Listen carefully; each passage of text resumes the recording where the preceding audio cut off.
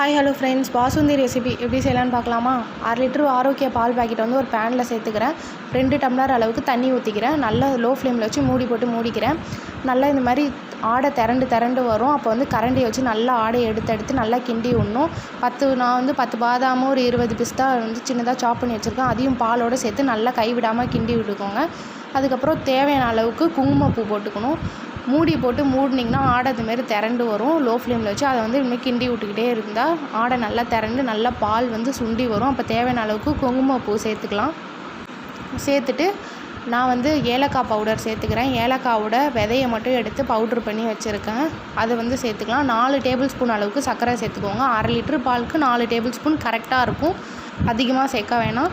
திரும்பி லோ ஃப்ளேமில் வச்சு மூடி போட்டு மூடினா ஆடை நல்லா திரண்டு வந்துச்சு. நல்லா கிண்டி விட்டால் சூப்பரான பாசுந்தி ரெடி ஆகிடுச்சு. யார் யாருக்கெல்லாம் பாசுந்தி பிடிக்குமோ சீக்கிரமாக சேவ் பண்ணிவிட்டு செஞ்சு பாருங்கள். டாட்டா.